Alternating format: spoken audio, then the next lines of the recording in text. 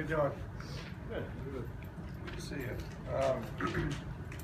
Well, 5 practices in, the 2 helmets only, the 2 half pads, and the 1 full pad. So we're starting to get a better idea, of what we're dealing with and what we have and what we need to do different. I think progress, on a football team, it's a slow, methodical process, and I love the process. I really enjoy this time of year. Fall camp is one of my favorite times of the year as far as getting to know the chemistry of your team and seeing the growth that happened over the summer.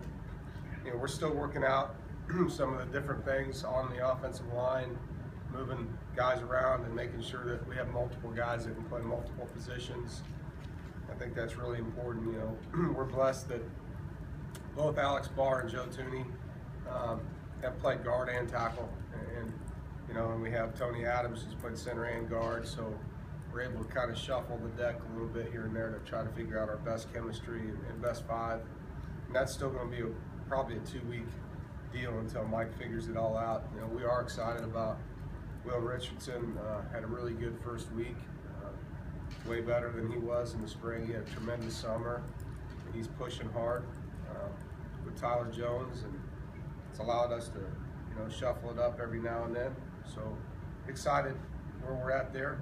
And the receivers have been competing, the young receivers early on. I think, we're thinking a lot. And yesterday we saw Freddie Phillips and Freddie Simmons, and Naheem make some plays.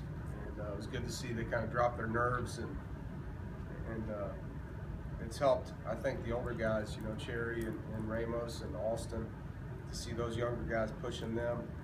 Trial was a little bit fatigued. I thought the first few days I had to learn how to push through a fall college practice. Last year he was hurt the entire training camp. So, it's been good to see him push through and had his best practice back-to-back on practice 4 and 5.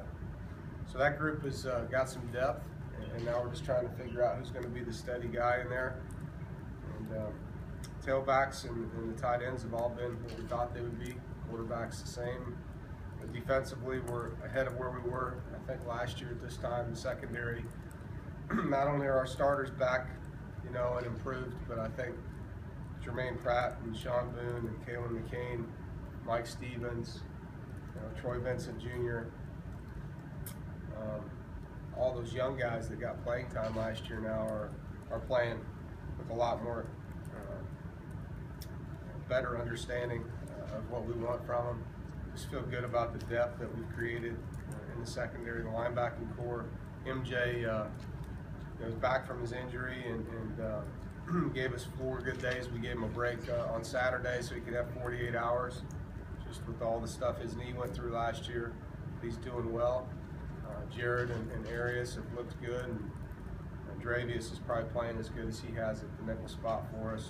Key now for us at nickel is going to be who his backup is, and we have Freddie Phillips there, and he's a freshman, so whether or not he can be the guy, we'll have to see as we move forward.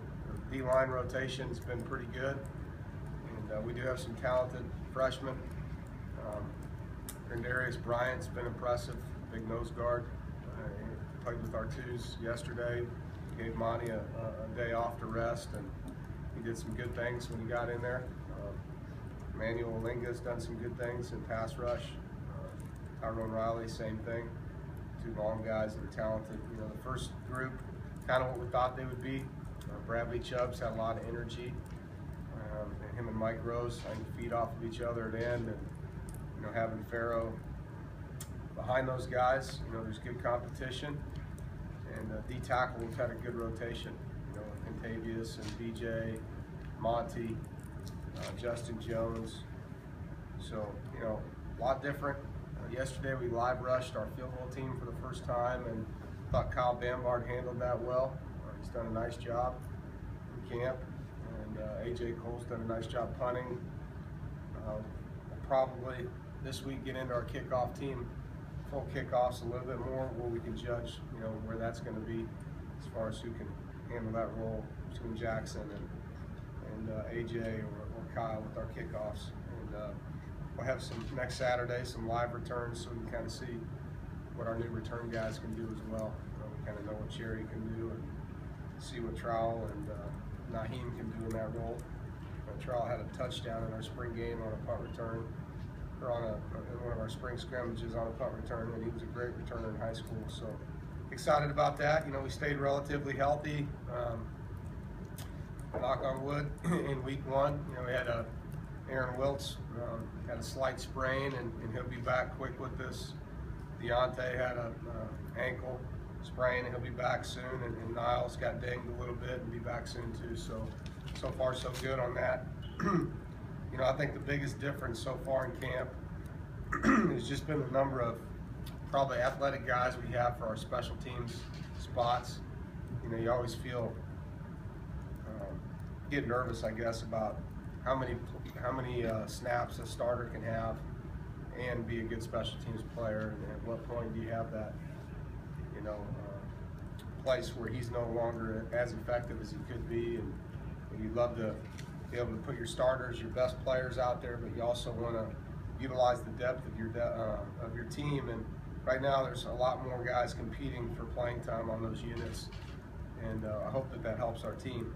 Last year I thought our coverage units were very effective, and part of that was our senior punter and kicker. Part of that was our coverage units being effective, but our return units need to improve.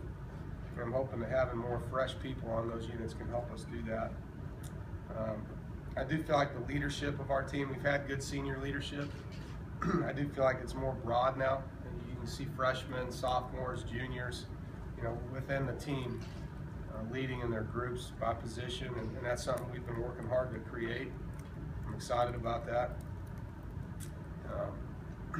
Today's Meet the Pack Day, as you guys know, so it's great to have our fans and families and parents of our players here, and all ages from all over the place. It's going to be a fun day, and I'm glad we have the weather we do to enjoy it with them. So with that, I'll open it up for any questions.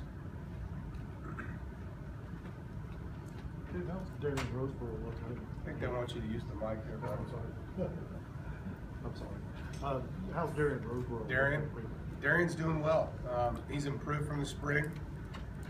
He's still working on little things. He's playing on the same side as Mike, and we have a good rotation going, with him and Mike Rose on one side, and with Chubb and Farrell on the other. We like what all 4 of those guys can do, and we're going to need all 4 for sure. Not including the guys who enrolled early, freshmen. Have there been any new guys who just enrolled in some you've looked at and tell them help you on September 5th, or too soon to tell the first week? What'd you just say? Are any new guys who you looked at this week and you can tell they'll be able to help you guys on September 5th, or too soon? No. Nobody that just walked in the door. Dave, you've got a new place kicker, punter, and long snapper. Right. How much more time do you have to spend on special teams this camp as opposed to first 2 when you've had guys established in those positions? I don't know if we'll spend more time, but we'll spend more live time. In the past it's been more 3/4 speed, not full live rushing a punter or live rushing a kicker, because they've done it in so many games you didn't want to put them in harm's way, but we spend a lot of time on special teams as it is, so it'll just be how we spend it. Like yesterday we had live field goal rush. We never did that for the last 2 years. We would just take 3 hard steps and let the guy kick the ball. So now we need our kicker to feel what it's like for guys to be diving where he's almost going to land, and so just putting them in probably a little bit more live game-like situations is the biggest difference. And you said the kicker is doing well and adjusting well. How about the punt game? Where is that right now? So far, so good. AJ's, you saw him punt in the spring. He's got a good leg and had a good summer. So when you have 2 running backs like Matt and Shad who have a lot of touches, a lot of different ways, what do you say to like Johnny or Reggie in terms of, this is what your role will be, this is how we share the ball, or this is what you can expect? Well, eventually we'll have those conversations. We're going to get through a couple scrimmages before we tell anybody they're redshirting. It's a process, and sometimes you have injuries and it speeds up the process. Sometimes you're better than the guys that are there when you get recruited in, and that speeds it up. Sometimes you need to develop. I don't know where we're at with those guys yet. You know, like Reggie's ahead of Johnny just because he came in a semester early. He just knows the offense better. And that's not Johnny's fault. That's just the way it is, you know. So we'll let this thing kind of soak for 2 more weeks and see where we're at. But it's fun to watch those guys. You know, yesterday was their first day in full pads running the football, so it was fun to see them compete.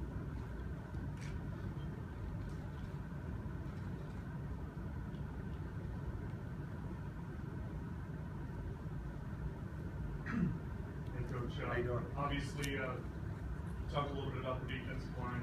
Lost a lot inside on the defensive line with the 2 Yeah. tackles, obviously, Teal and McGill.